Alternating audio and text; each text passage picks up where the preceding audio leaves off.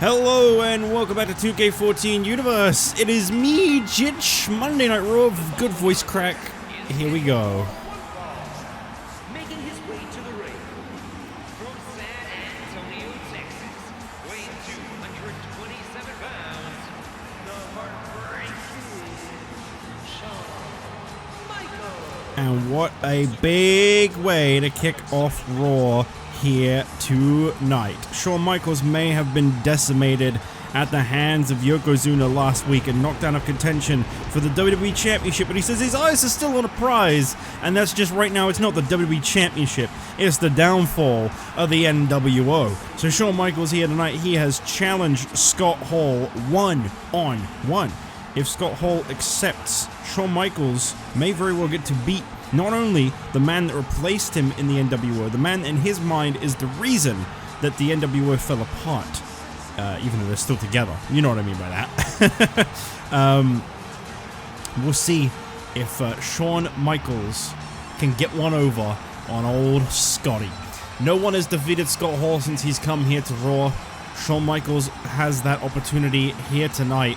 Obviously, he's got to be prepared for some potential interference from certain other NWO members, but despite that, I think Shawn Michaels stands a good chance of potentially defeating Scott Hall tonight. I do believe in Mr. Michaels. I can't get rid of this Minitron, it won't go away.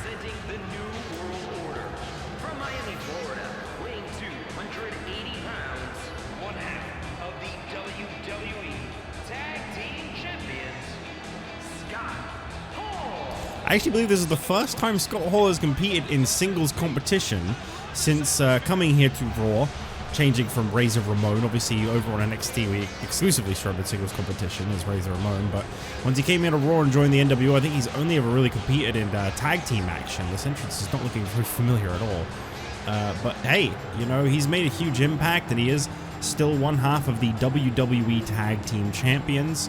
So with that, you know, good luck, Shawn. Good luck, Shawn. As I said before, Scott Hall, I think he's like 10-1 or something. He has suffered a loss, which is why I say since coming here to Raw, he's not lost. I believe he lost to Big E Langston at the NXT Championship tournament, but other than that, I don't believe Scott Hall has ever actually really lost anything. Oh, never mind. He's 8-3 actually. I don't know where I got 10-1 from, but I do believe that his entire win-loss record, like his losses, are all from NXT. I don't believe Scott Hall has actually lost a match yet. I believe that is all Razor Ramon down on NXT. Those 3 losses. Because I think he also lost an Earn Your Spot qualifier to Ric Flair. That third loss would be very hard to pinpoint, but I believe that's at least 2 of them that I can think of off the top of my head. I'm pretty sure that they're all from NXT. I don't think Scott Hall has ever lost. Will he lose here tonight? Shawn Michaels is a very tough opponent. I mean, obviously, he is a former WWE champion. He bested Hulk Hogan back at SummerSlam, but he says he's not finished with the NWO yet. He's going through them one by one, and he's saving the biggest and best for last because he has not forgotten the history that he possesses with Kevin Nash and how that one kind of hit him on more of a personal level. Shawn Michaels says he welcomed Hulk Hogan into the NWO. Both him and Nash welcomed Hogan in. He never had anything to do with Scott Hall. He didn't approve, he didn't disagree. Scott Hall was a surprise to him. But Kevin Nash, that man was a longtime friend and partner of Shawn Michaels, and that betrayal really came at a personal level, and it is because of that that Shawn Michaels is saving him for last. Obviously, I do wonder if Shawn Michaels is able to defeat Scott Hall and Kevin Nash on the road to the Night of Champions. I'm going to say No Way Out. On the road to the Night of Champions, the question then becomes, does that put Shawn Michaels, similar to how Stone Cold was when he beat Yokozuna and Tensai, would that put Shawn Michaels in contention for the WWE Tag Team Championships? And if so, who's he teaming with? You know, there is something right now in the possession of the NWO that I'm sure Shawn Michaels would love to get his hands on. He is a former, I want to say 2-time WWE Tag Team Champion, but I think him and Triple H only held it once. Scooping a slam, yeah. Speaking of the WWE Championship, though, tonight's main event is a very interesting one. There's a lot of mystery surrounding it. Initially, we were set to have Dolph Ziggler versus Batista here tonight to determine who would advance to face Yokozuna next week for the WWE Championship opportunity. But Dolph Ziggler actually said no. Dolph Ziggler actually turned this opportunity down, which is pretty unheard of, to be honest. But Dolph said, I'm invoking my United States Championship rematch clause tonight. I want that title back from Cody, and I will stop at nothing to get it. So Dolph Ziggler is a man on a mission. There is something in his sights right now that is kind of... It sets something off in Dolph to have lost that championship. As here comes a big choke slam from Scott Hall. Is that enough to beat Michaels? No. And you know what comes next. That's right. Shawn Michaels up, but just barely from that choke slam. Now delivers the outsider's edge. Is that the end of this matchup for Michaels? No. Shawn actually kicked out of a move that barely anyone ever has, if anyone at all. Side suplex to Shawn Michaels, and now Scott Hall into the cover. And again, another kick out. A little bit of the back of the head of Scott Hall. Interesting announcement, by the way, in regards to...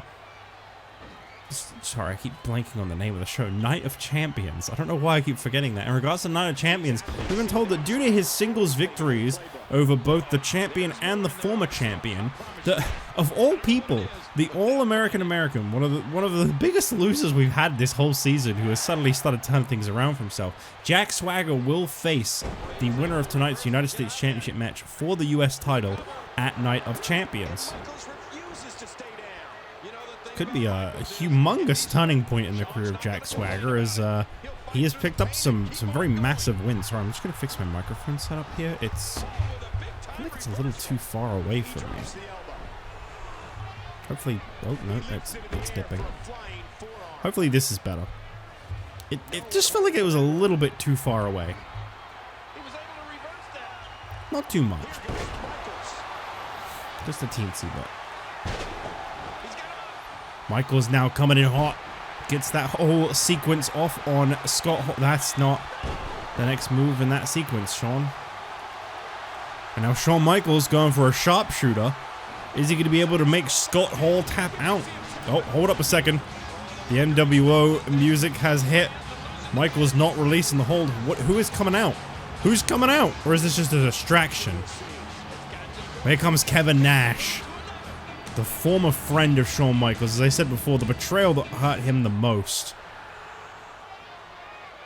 Kevin Nash mouthing off the referee. I've just realized something. Oh my god, these games just keep getting worse. I've just realized something that has just made this game even worse for me. When they run out and they grab a sledgehammer and then they get up on the apron and they start yelling at the referee. Now, it doesn't matter which one's the correct answer here. They're both bad. Either it's screwing up and it's getting a sledgehammer out when it shouldn't. Okay, well there you go. It's the one for Scott Hall. Either it's getting a sledgehammer out when it didn't mean to have been to get up on the apron, or they're supposed to actually get the sledgehammer, throw it into the ring, and then distract the ref. And either way, it doesn't do it right. No matter which one's the correct answer, it's fucking up. It's fucking up both. That's kind of funny. Anyway, Scott Hall defeats Shawn Michaels, and I think he's got a little bit of help from Kevin Nash to thank for that. You know, that sharpshooter is normally one of the finishing moves of Shawn Michaels that is building up to the super kick. That or the elbow drop. And Kevin Nash's distraction played a huge part there in helping Scott Hall turn things around quickly and pick up a win over Shawn Michaels. So the NWO continue to get one over on Michaels.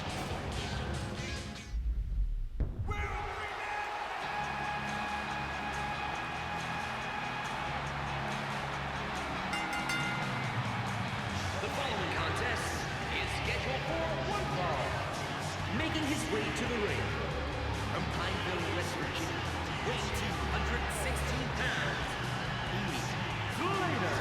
Well, this group may have dodged a bullet in losing one of their members, as we have gotten confirmation. This past Wednesday on NXT, Fandango defeated Ric Flair and Dusty Rhodes to face off in an EYS match on NXT, where he could potentially replace either Drew McIntyre or Sin Cara. And Fandango decided that he wanted to challenge Sin Cara to head over to SmackDown, and because of that, I say we may have dodged a bullet here. We may have just saved Drew McIntyre from potentially being lost to NXT. QMB have got to be pretty relieved about that, and they can obviously continue to build things from there, because here tonight, Heath Slater has got a humongous opportunity in his grasp. He is facing off against Mr. Money in the Bank himself, a guy who is currently statistically guaranteed to win the WWE Championship at a time of his choosing. And approaching the ring from Switzerland, weighing 232 pounds, Antonio Cesaro. And in case you're wondering why I said statistically guaranteed instead of just guaranteed, obviously there is always the potential that Mr. Money in the Bank here may be the first guy to fail a contract cash-in. It could happen.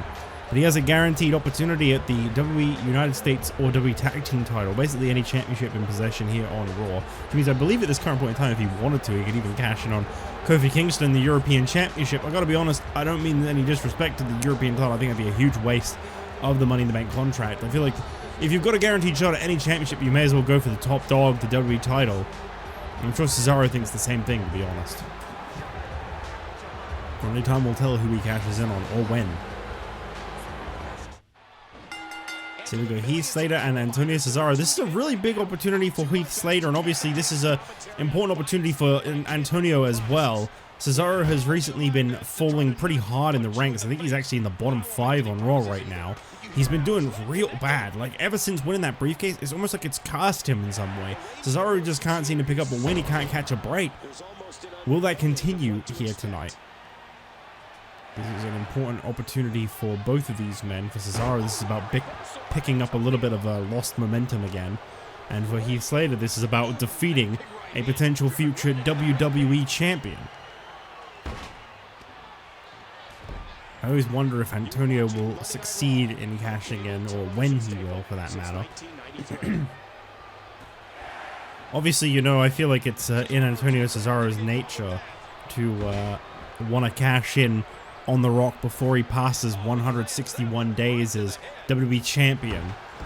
To spite The Rock like that, and obviously, in a sense, spite everyone who's been supporting The Rock, that would then deny The Rock the right of being the longest reigning WWE Champion.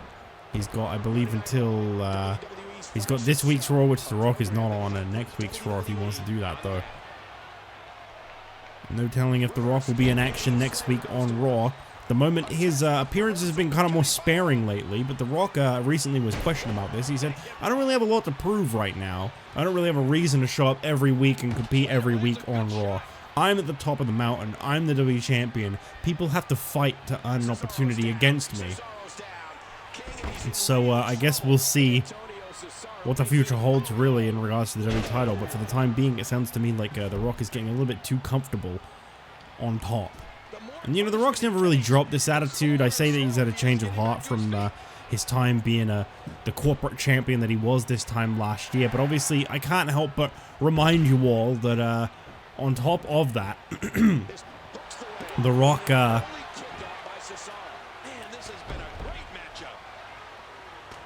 The Rock has always been very self-confident, whether it's for or against the people. He's always had a strong belief in himself. And, well, truthfully, yeah, he has defeated pretty much everyone at the top here on Raw. What has he got to prove by competing weekly here on Raw right now, other than, you know, just picking up extra wins and losses? Mostly wins, I'd imagine. Defeating people he's already defeated, making the contenders pool even harder. Yeah, honestly, I kind of understand why The Rock isn't really competing too often right now. And here comes Jack Swagger, who is guaranteed a United States Championship opportunity at Night of Champions. I think he might have just shown up in time to watch Heath Slater hit the biggest smash hit of his life. There it is. And here comes Drew. Nope, Jinder. Sorry. All I could see was the pants. Well, Jinder and Jack fighting on the outside. Heath Slater throwing him up for Jinder.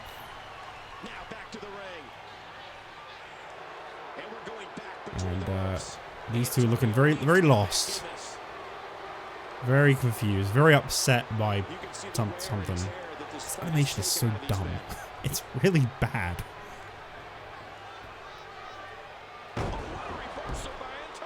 Little Billy takes down Heath Slater and big knee drop on top.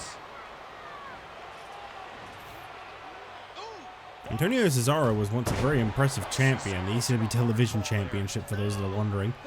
He hasn't actually really held anything, I don't believe, since then. Jack Swagger up on the ropes and referee completely ignored it. It's nice to see for a change. Where's Jinder gone?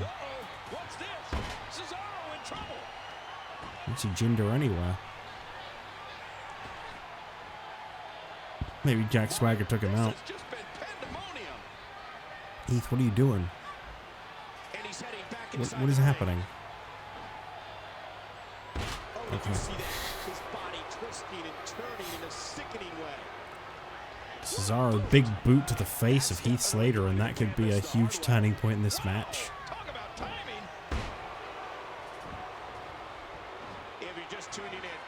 No, Slater. I mean, I've got to say, Slater has been very impressive in this match so far. He keeps taking control, and obviously he's put Cesaro through a table. That tank of his has to be reading empty. It has to be, King. But I still don't see him giving up. Well, he was able to reverse and get out of that. You're tuned into Monday Night Raw. Giant suplex there by Cesaro. Jack Swagger here at ringside. That's going to be some good motivational support for Mr. Money in the Bank. Deadlift and suplex by Cesaro. So well executed. And again, Slater kicking out. He's got a lot to prove in this one here tonight, and he is not backing down. Slater with another smash hit. No way. Covering Cesaro. Heath Slater just pinned Mr. Money in the Bank. Wow. That is the pinfall of his life, I am sure. Here is your winner, Well, this is huge. Heath Slater just pinned Antonio Cesaro. Holy fuck, that scared the hell out of me. Blackjack, what was that? Well, we'll be back in a moment. I'll be sure to go and check that out.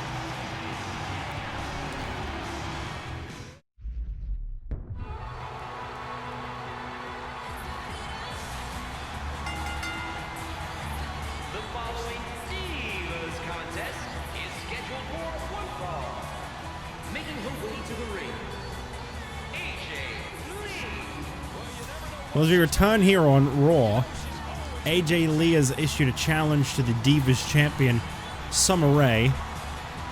AJ Lee apparently took some pretty big personal offense to Summer Rae defeating Lita, as AJ said that she was waiting in the wings for Lita to reclaim the Divas championship so that history could repeat itself 1 year later and we could see AJ Lee win the Divas championship once again. It was about a year ago that AJ Lee won the Divas championship. I think it was actually from Lita too. So I mean, I kind of understand where she's coming from. I don't think it's necessary to get frustrated about, but hey. Approaching the ring from Raleigh, North Carolina, the Divas champion, Summer Rae. Here we go. Summer Rae. I really like this style. I don't see this one too often. This is nice. Summer Rae set to compete against AJ Lee here tonight, and obviously she's due to defend the Divas championship in just a few weeks' time at Night of Champions. Be very interested in seeing who's next in line for the Divas championship. Summer has been very impressive so far, and it really feels like a new era for the Divas division in a way. I do feel like that has definitely been something that we've witnessed that change. Divas like Caitlyn, Summer Rae really stepping up, AJ Lee trying to build a bit more momentum. We noticed the Bella Twins have been doing a lot better recently. So here we go. Can AJ Lee pick up a huge victory for herself here tonight? In recent weeks, we've been seeing a lot of these huge kind of career-altering victories happening, one after another. You know, Zack Ryder beating Mark Henry for the European Championship definitely stands out as one of those big moments in recent memory that we've seen. And Jack Swagger getting these unexpected victories out of nowhere, and then just moments ago we saw Heath Slater defeat Antonio Cesaro. So, I mean, maybe AJ Lee can pick up a win over Summer Rae and kind of continue the trend here tonight. As I said before, the Divas Championship is due to be defended in just about 3 weeks' time. We've got 2 more Raws before then. So we do need to find a contender for the Divas Championship, someone to face Summer Rae at Night of Champions. A lot of things we need to still find out when it comes to Night of Champions. It's drawing a little bit closer and closer each week. Big powerbomb by Summer Rae takes down AJ Lee.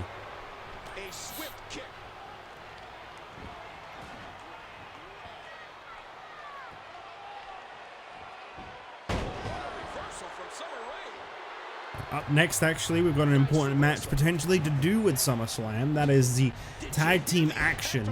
Yeah, we're going to be seeing Stone Cold Steve Austin and Mick Foley back in action here tonight. I can't actually remember who they're up against. Oopsie. Oh, God, who are they facing?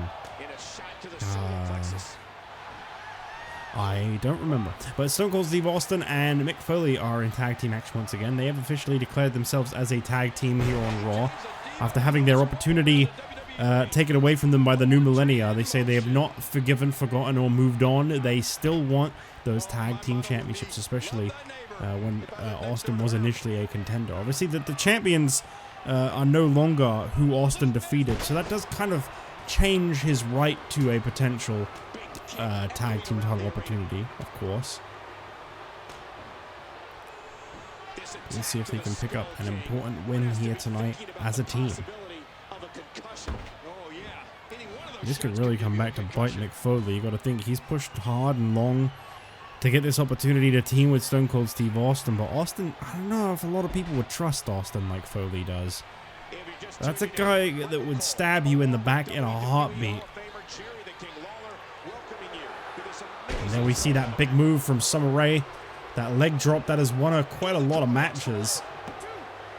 And it does once again here tonight. And unfortunately, no upset here tonight for AJ Lee. She continues to suffer loss after loss. Maybe one day she'll turn it around. Here is your winner, Summer Rae. An emotional victory. Well, a big win for the Divas Champion once again, though, you got to admit. I guess at this point, she's going to be much like The Rock. She's going to be like, well, I guess I don't really need to compete here on Raw too often. You know, there's not that many divas in the Divas division, and Summer Rae is damn near beating them all at this point. I wonder who will step up in time for Night of Champions. As we move on to our next match here tonight, tag team action on Raw. Tuck in. It's going to probably take forever.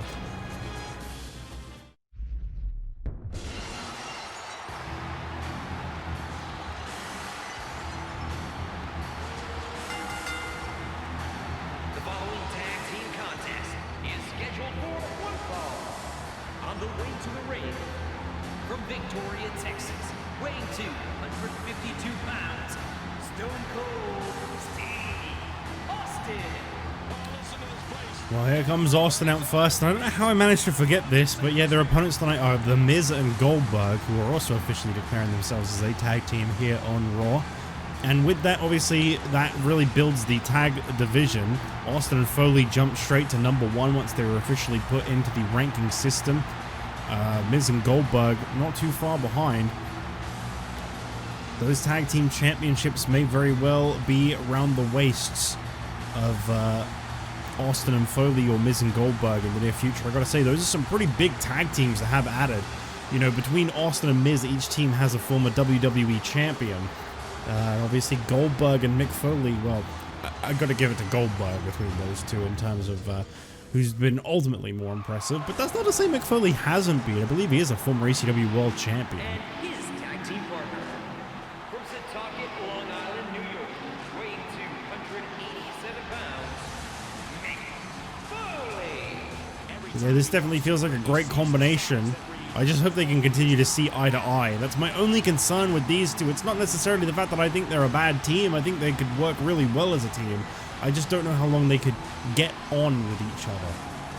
I think Foley's definitely determined. I think Foley feels like he's really found a friend in Austin, but Austin, I don't think he really does tag teams. I think this is a man that likes to fly solo. But for the time being, he has agreed to team with Mick Foley.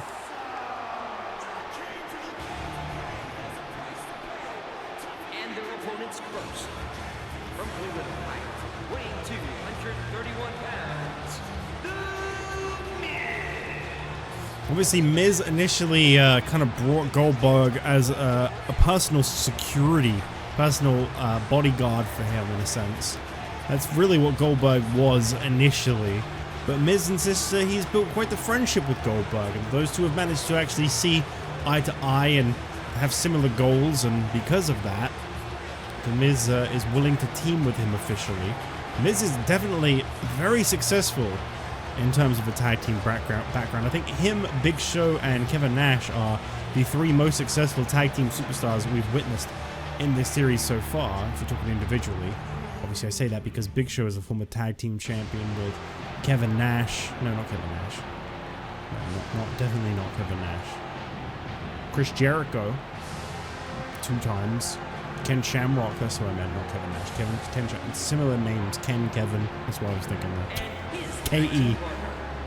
From Atlanta, Georgia, weighing 295 pounds,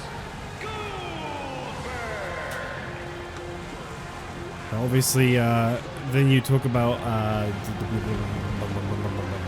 who else did I just mention? Kevin Nash. Obviously, he's teamed with Six and Vader and so on. And you know, you look at The Miz. He's held WWE Tag Team Championship. His first ever WWE Tag Team Champion. He held that title with Chris Jericho.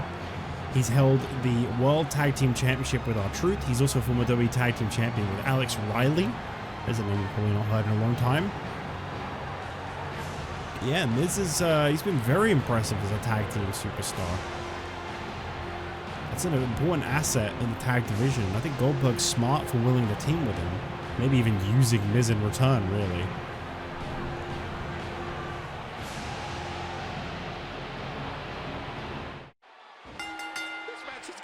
So here we go, Miz and Austin. Two people that a couple of years ago were at the very top of the SmackDown ranks, fighting for the WWE Championship. In fact, that's who Miz cashed in his Money in the Bank briefcase on, I believe. Miz, an incredibly impressive superstar with one of the most impressive repertoires we've seen. And Austin, of course, undeniably a World Championship competitor, top to bottom. Now dabbling in the tag division, which is something he is definitely not too familiar with, but perhaps he can actually find someone he gets along with in Mick Foley. Gotta try and look at things from an optimist's point of view. Maybe there is something that Austin can gain from this. Maybe he can find the experience of having a friend. Go for it! I don't know why a fan yelled that, but I wanted to draw attention to it. Does anyone actually ever hear these? I know they're there. I'm not like imagining it. It's just, I think because of the volume I record at and everything, they're probably kind of hard to hear. They're there. Trust me, they're there. You could put some headphones on and turn the audio up and you'd hear them. Get him! That one wasn't, I just wanted to say it. Put him in a body bag. Oh, Austin. Fighting dirty a little bit here. Nicely done.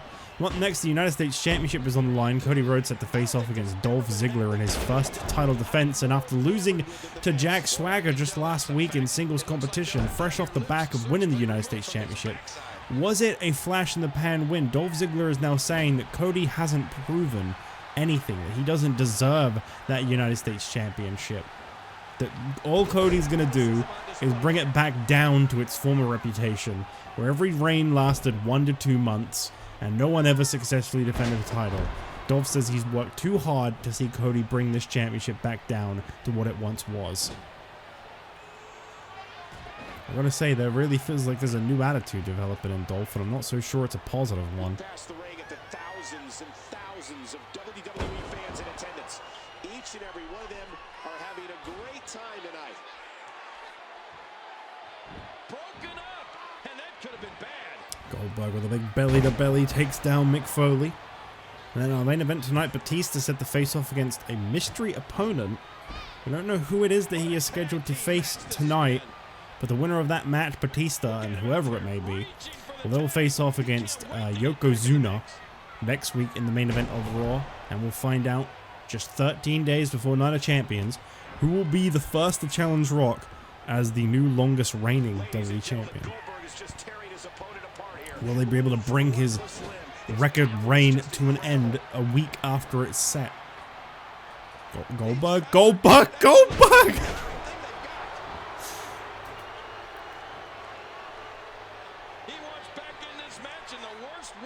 I tell you, Miz and Goldberg, it's quite a strange little bromance they've got. They do really seem to work well together.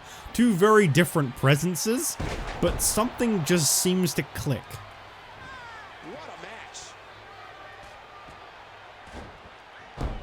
Either way, I wonder if we're looking at one of the two teams that could dethrone Scott Hall and Kevin Nash. I know they've not been holding those championships for particularly long, but obviously you do always have to draw that question. Who's going to be the one to end the reign?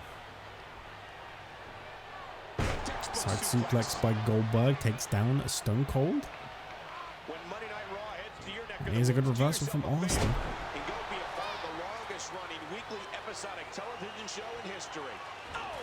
Elbowed by Austin takes over. Nope. Goldberg back in this. Can expect this match to go probably far too long. The kick to the back there by Goldberg.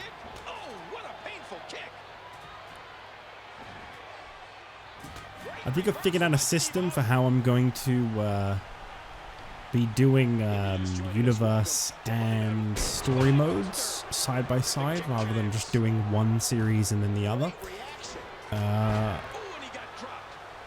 I will let you in on it so that we can see how well it works. I am thinking going forward, what I'm going to try is I'm going to try and do it so that I have a week's worth of universe recorded, and then I'm not going to record more until that week is almost up, so that I can update the rankings more in real time. Because I don't want to update the rankings when I've just recorded, because that kind of spoils who's won what. If you look at it too carefully, you can kind of tell who's won and lost by who's moved on the ranks. So I don't really want to do that. I want those to be updated when the episodes have gone up. I know I'm a little bit behind on that at this current point in time. That'll probably be caught up by the time you're seeing this. I don't know for sure, but I'm hoping to have had that caught up by the time you're seeing this episode. Basically, what I want to do is I want to record like Raw and NXT one day, SmackDown the next day, and then like that NXT, because I recorded 2 episodes in a day, kind of buys me an extra day. So when NXT goes up, assuming I can get them out as quickly as I'm recording them, I want to use that extra day where they're kind of catching up a little bit to just record some story modes. And those will go up alongside Universe. Universe is going to go up every day if I can help it. I don't know how well that's going to work out, but that's the goal. I mean, obviously I've never actually uploaded it daily. I know that's something I've never really pulled off, but that's the goal. I'd like to do Universe episodes. Not necessarily daily, because I know I can't pull that off, so I'm never going to promise it. But as often as I can, as close to daily as I can. Like at the moment, the only reason I haven't uploaded an episode in the last like 5 days is the day I'm uploading this, or recording this, I mean. Is because I've just had a really busy run of like work days, and I haven't really had any availability to record or stream at all. Both channels have been very neglected these last few days, but I really want to get around to playing the story mode, so I think I will. I think I'll definitely prioritize that. I don't know which way around I want to go. I don't know if I want to play newer ones. I kind of think I want to go for the older ones still. I think I want to go like kind of far back. I don't know how far. I seriously don't know where's a good starting point for me. I really need to figure that out. Because obviously I don't like the 2D ones. I don't like Super Nintendo and stuff. Like those ones, I've tried them so many times. They're just not fun to me. And I mentioned before, obviously, I don't really think I like the controls and everything. Oh, here comes Bryce. What is Bryce? I guess Austin and Bryce continues, and Foley is not happy about it. Oh no, it's a custom song. I think it's just gonna keep playing. We are just gonna listen to Bryce's theme song for the rest of this match. It's a good song, to be honest. Why not? Bryce, what have you done? Roll up here by Goldberg. Oh, Mick Foley turning it around. Yeah, I don't really know what I'm going to be starting. Oh my god, there's so much noise now. I can't focus. Holy moly, that's a lot of noise. If I pause, yeah, it's just going to keep playing. All right, I'm going to cut real quick. All right, look, it's just not gonna stop. I literally, all right, okay, so like Bryce's whole theme played, and then when Bryce's whole theme was done playing, Roddy Piper's song started playing, and I was like, okay, Roddy Piper's song stopped playing. This is gonna be the end of it. Nope, now this song is playing. I can't sit and wait any longer. I'm gonna be here all day. It's just gonna keep playing custom themes. Please just win, Goldberg, just win now. Damn it. Bryce, why did you have to run out? I can't play custom songs. If I go into the menu to play them, it just goes, you can't play music whilst you're playing this game. But this song is like really copywritten, so I can't actually do anything about that either. So what I'm gonna do is we're just gonna cut the audio out. We're just gonna have no audio for this match because I can't do anything about it. It just keeps going. I have a feeling the game's gonna crash when this is done. I've noticed the custom themes crash it quite a lot in this, but that's the best solution I got, because the Nexus theme, I'm always playing with fire by using that. That song is like a guaranteed copyright claim, which sucks a lot. So obviously I don't really want that. Bryce is gone now, and yet it's still going.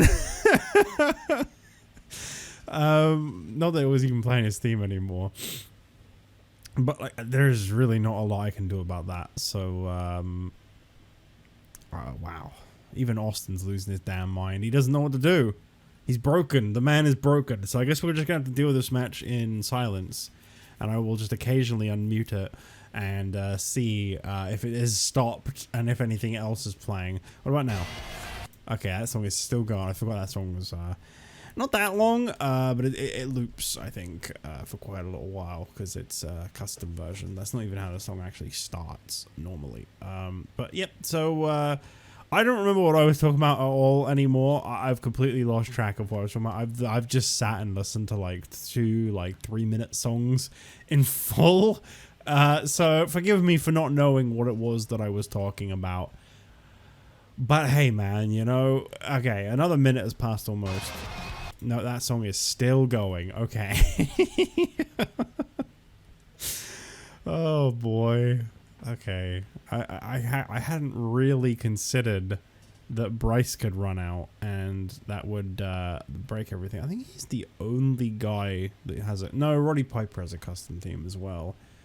And obviously the Nexus, but that's only as a team. They can't run out as a team, so that's never a risk. I think Austin is basically removed from the match. I think the game has like super glitched out because it's 2K14. I think I was talking about like games I was gonna consider recording. Yeah, I'm probably gonna start with the SmackDown games. I don't know if that'll include SmackDown 1 and 2 or if that will just start from like... I quite like Just Bring It. It's a little corny. It's a little bad in some senses. There is just some problems with the gameplay there. In my opinion. Also, Foley 1 is the... Oh my god, that song is still going? Is it just going to overlap? Or are they just going to be playing at the same time? Let's wait and see. Here are your winners, Mick Foley and Stone Cold Steve Austin. You want to talk about a tag team war? We most definitely witnessed just that. This was from bell to bell, a clinic in tag team wrestling. Kudos to all competitors.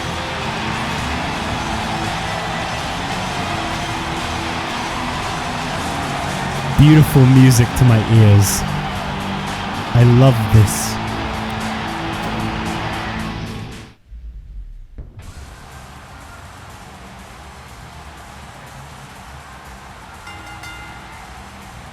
The following contest is scheduled scheduled for one fall and is for the United States Championship. Making his way to the ring from Marietta, Georgia, weighing 223 pounds, he is the United States Champion, Cody Rhodes. Well, this man is very proud to be in possession of the United States Championship, and he doesn't want Dolph to take this thing away from him. But he very well may have to just live with that, because Dolph Ziggler was very impressive as United States Champion, and it seems like losing the title has set off some kind of desperation instinct in Dolph Ziggler. I mean, you can argue that Ziggler is the reason that Swagger was able to defeat Cody Rhodes last week here on Raw. There was definitely some interference from Dolph that I was not expecting. But, hey. I guess, Wait a minute, what? The Shield? Does Dolph Ziggler join the Shield? What is happening? Well, there's Roman Reigns. And there's the other. What is happening right now? We got Cody Rhodes in the ring.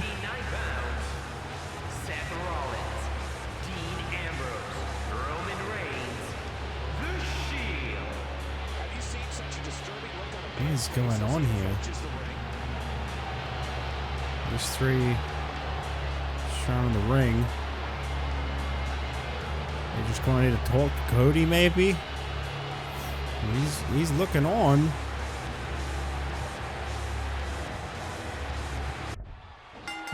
These three made their way to the ring. Cody got in the ring. Are you nuts, Cody? Cody saw these three in the ring surrounding him, and he decided to charge straight in. Well, I mean, what does this mean for the United States Championship match? I mean, obviously this isn't what Dolph had anticipated, I'm sure. But why? Why would these three be triple teaming Cody Rhodes out of the blue? What the hell has he ever done to these guys? Partner. Big DDT delivered by Roman Reigns. And Cody getting beaten down by the Shield. This is the first time we've really seen these guys ever set their sights on anyone. Cody doing everything in his power to fight these guys off. Big double suplex. I've been saying for months now, it doesn't really seem like these guys have any kind of mutual goal or reason for being on Raw. We see them kind of sparingly here and there, but, you know, we've mostly just seen them compete in tag team competitions so far. And now Dean Ambrose driving their face down into the mat, his finishing move. That headlock driver, and I believe they've made their point. Whatever that is. Perhaps the Shield, one of them, has got their sights set on the United States Championship.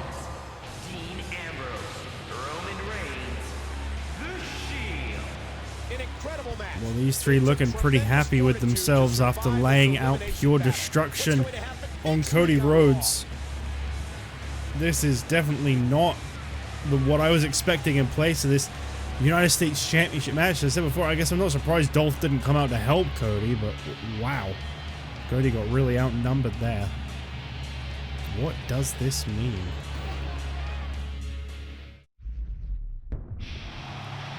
Well, the show must go on. I still don't really know what to make of what we just witnessed, but hey, it's time for this contenders match. Well, contenders qualifier. No, actually a contenders match.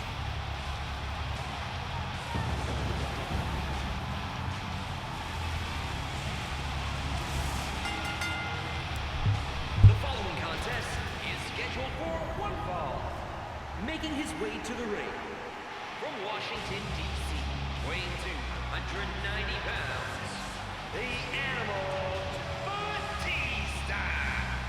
Well, anyway, Batista is set for our main event here tonight. The Animal is set to face off against a mystery opponent to determine who will face Yokozuna next week on Raw in the main event for a #1 contenders match. Winner faces The Rock at Night of Champions. Batista said, "I learned a lot of things from my time in the ring with The Rock at SummerSlam, and one mistake I made is I took him far too lightly. I came in there hot-headed, I came in there prepared, I realized that maybe it wasn't my night, and maybe I just expected that a little too much." But here tonight, Batista has no idea who he's up against as he gets ready to... No. Oh my god. There he is. From Minneapolis, Minnesota, weighing 287 pounds, Brock Lesnar. And this goes back quite a bit here. These two have been at each other's throats since last year's WrestleMania, when Batista dethroned Brock Lesnar to win the World Heavyweight Championship for the first time. Lesnar injured Batista for an entire year. Batista made his return at this year's WrestleMania and defeated Brock once again, and then inside of Hell in a Cell at Extreme Rules, Batista beat Brock again. Why would Brock step up and face Batista here tonight? Well, I guess the goal is simple, the WWE Championship. Well, here we go, Batista going straight in, and this would be the 4th time these two have faced off. And the 3rd time this year. Brock Lesnar, we saw him make his return a few months ago, and he was attacked 3-on-1 by the NWO. Interesting that he has decided not to pursue that, at least not here tonight. Maybe that's coming later down the line, but I guess it's great to see Brock Lesnar make his return, don't get me wrong. It just... You know, the last time we saw this guy, he was getting ambushed by the NWO. I mean, I remember those words from Brock Lesnar. He had said that he had his sights set on the WWE Championship, that he wanted to face The Rock. We've never seen The Rock against Brock Lesnar. In fact, here in this universe, we've never seen Brock Lesnar as WWE Champion. He has only ever been World Heavyweight Champion, I believe 2 times. Perhaps it was just the once. I think it was twice, but it might have just been the one time Brock Lesnar held the World Heavyweight title, actually. Let me double check this. Is Brock only a one-time World Heavyweight Champion? Do yourself a favor, and you'll be a part of the longest-running weekly episodic television show in history. Oh, no, he is a 2-time. I thought he was. Yeah, we haven't seen Brock Lesnar in competition since April 29th, here at the end of August. 4 months later, he is finally back inside a ring. What a surprise return for Raw. Last time we saw this guy was just about almost 2 months ago, at the start of July, when he was ambushed by the NWO. And I'm sure Brock Lesnar is not forgiven or forgotten. Coming in hot here tonight. But Brock Lesnar is someone I could actually believably see defeating not just Batista here tonight with enough momentum and motivation behind him, but Yokozuna next week. This is a very interesting addition to the WWE Championship equation, the main event scene here on Raw. An explosive suplex.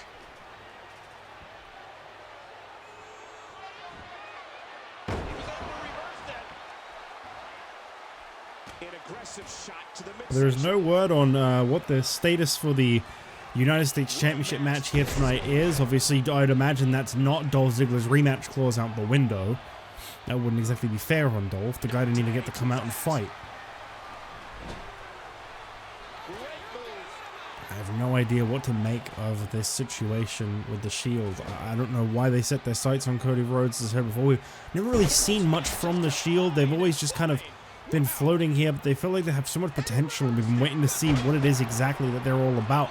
They've always had this kind of eerie presence about them, the way they surround the ring, the way they fight in general. You know, there's just something so serious about those guys. But to witness them do what they did to Cody Rhodes out of nowhere really comes as a huge surprise. And I don't know what the future now holds in regards to Cody Rhodes and Dolph Ziggler, and obviously the Shield now involved in that situation as well.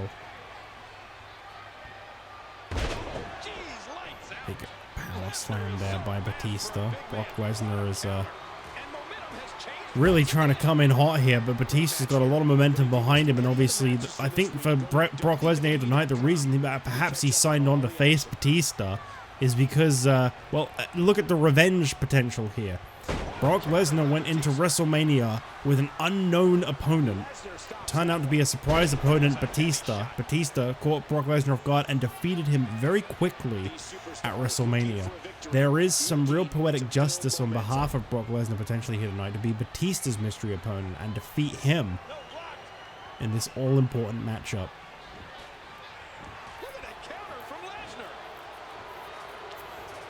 Obviously, of course, as well as that, this is a huge obstacle for Lesnar to finally overcome, never having defeated Batista in the past. Every time these two have faced off, all 3 times, Lesnar has been defeated by Batista. This is one guy Lesnar just can't seem to beat.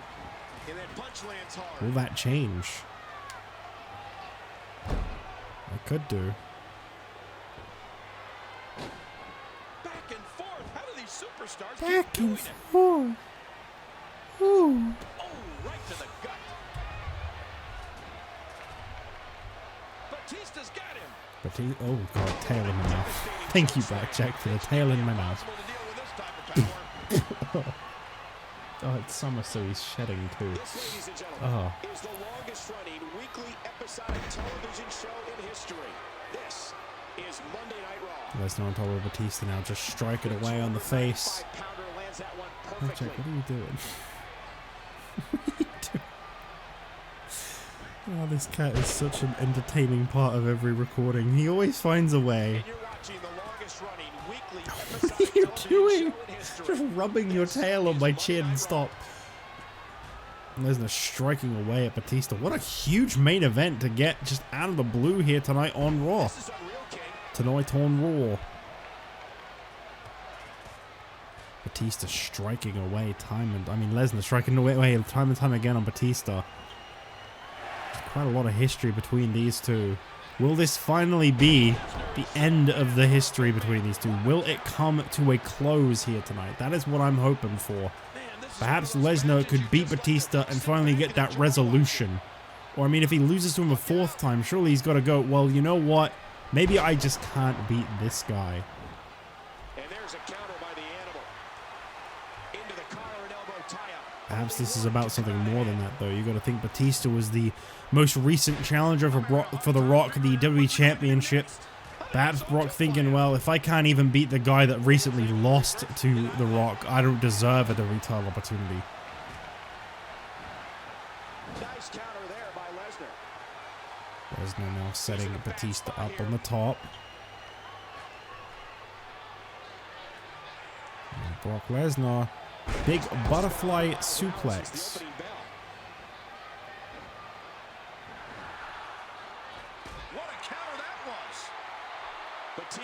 Oh, here we go. Is this going to be the end of this one? Will it be Batista and Yokozuna next week on Raw? Cover attempt by Batista. Just a 1 count. Oh my goodness. And Lesnar scooping Batista up. F5 for the first time in 4 months. And that could mean some serious trouble. Brock Lesnar into the cover on Batista on a 1. Once again, these two equals. God, imagine if these two competed as a tag team one day. Talk about untouchable. He anticipated that move perfectly. Might be for the best we've never seen that. I think about it. Not only is Batista a decorated champion, but a former world heavyweight champion held the goal for an amazing 282 days. Not in this universe. In this universe, Batista has chased world championships time and time again. I can't believe everything that's transpired. He's even gotten his hands on it twice. But he's been cheated out of that championship so fast both times.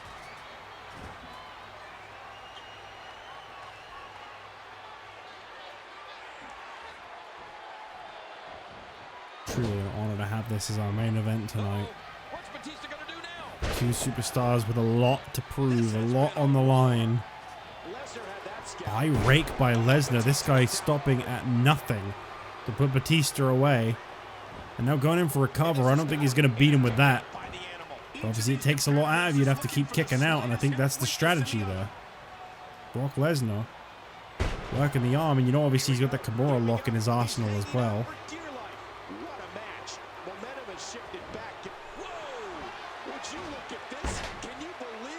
Of course, Brock Lesnar was a two-time World Heavyweight Champion. His first loss was to Batista, and his second was to Triple H.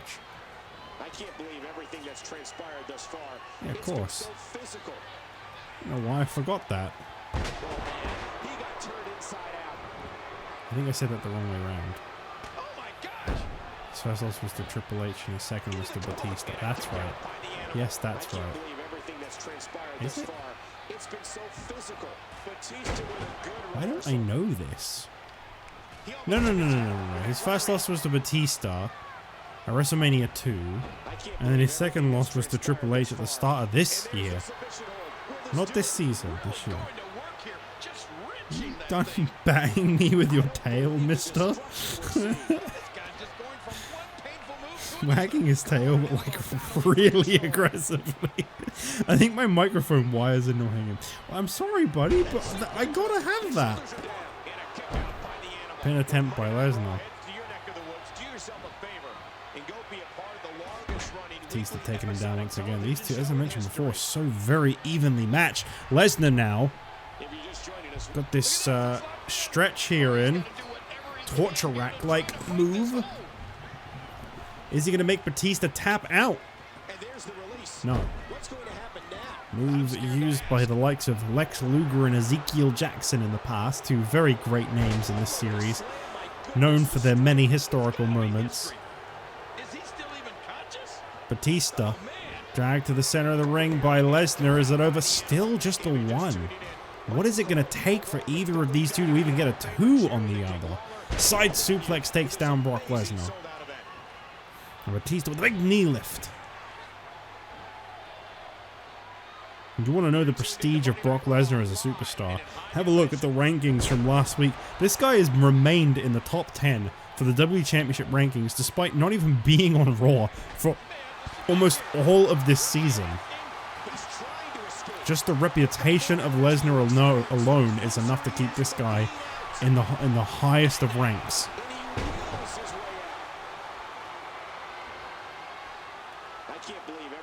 It was so soon after debuting that he became World Heavyweight Champion. Here's the Kimura lock. The Kimura lock on Batista. Oh my god, he's glitching out. Oh my god, Batista's freaking out. Oh my god, he's tweaking. He's tweaking. Ring that damn bell. Okay, Batista did not tap out. Credit where credit is due. A big clothesline attempt by Lesnar and Batista in control. Once again. Kennedy!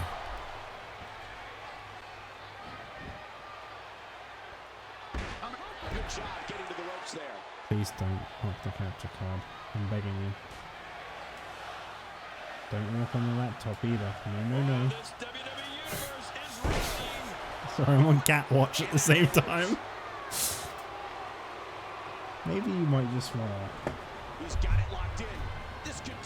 go find somewhere else.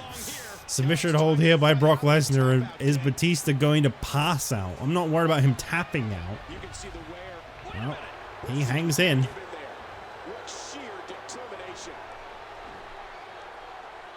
Sheer determination is right, Mr. Voice in my head.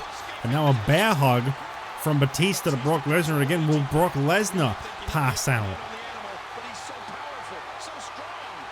It's crazy because I think this match has been more competitive than their Hell in a Cell match back at Extreme Rules. Takedown by Batista. This truly feels like the chapter closing on this storied rivalry. One more time here on Raw. And there's Batista's submission hold. The Batista bite. Used by Brock Lesnar on Batista. Stretching out both arms completely. And Batista finding a way out of that one. These two seem almost determined to make the other one submit at this point. Big shoulder tackle takes down Lesnar. Is now Batista into the cover once again. Just the one. Batista, for the second time in this match, going for a Batista bomb. Gets him. Batista dropping Brock Lesnar with a Batista bomb. Here's the cover on Lesnar. Batista advances to Yokozuna next week. This chapter has been closed. This rivalry is finished. And Rock mouthing off of Batista from the entryway. The WWE Champion taking notice that Batista advanced. Or perhaps it will be The Rock and Batista Part 2 at Night of Champions, but it could just as well be The Rock and Yokozuna at Night of Champions. I can't wait to see what happens. Batista and Yokozuna next week, #1 contenders match. Also, hopefully we'll see and hear more from Brock Lesnar. I'd love to see him set his sights on the NWO and get payback for what they did to him a few months ago. But for now, I'll see you guys next time. Well, actually, I'll see you guys this Wednesday on NXT. Will Fandango be leaving? That is what we find out.